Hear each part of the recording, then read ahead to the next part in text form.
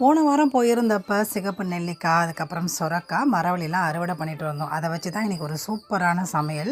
மரவள்ளிக்கிழங்கு, சிகப்பு நெல்லிக்காய் போட்டு காரக்குழம்பு, கூடவே சொரக்காய் பொரியல். ஸோ இந்த 2 காம்போவும் ரொம்ப ரொம்ப சூப்பராக இருக்கும். மரவள்ளிக்கிழங்கு அப்படின்னா அதை அவிச்சு சாப்பிட்றது, அதுக்கப்புறம் அடை, தோசை இந்த மாதிரிலாம் சாப்பிட்ருப்பீங்க. பட் காரக்குழம்பு, மீன் குழம்பு இதில் மரவள்ளிக்கிழங்கை போட்டு சாப்பிட்ருக்கீங்களான்னு கமெண்ட்டில் சொல்லுங்கள். எனக்கு இதுதான் ஃபஸ்ட் டைம். எங்கள் மாமியார் வீட்டில் அடிக்கடி செய்வாங்கன்னு சொல்லுவாங்க. பட் நான் இப்போ தான் ஃபஸ்ட் டைம் ட்ரை பண்ணேன். உண்மையிலே சூப்பராக இருந்துச்சு.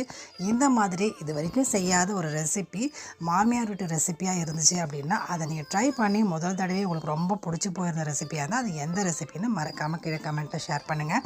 வழக்கம் போல் பசங்களுக்கு இன்றைக்கி லஞ்ச் பாக்ஸ் ரெசிபிக்கு ஃப்ரைட் ரைஸ் தான் செஞ்சு கொடுத்தேன்.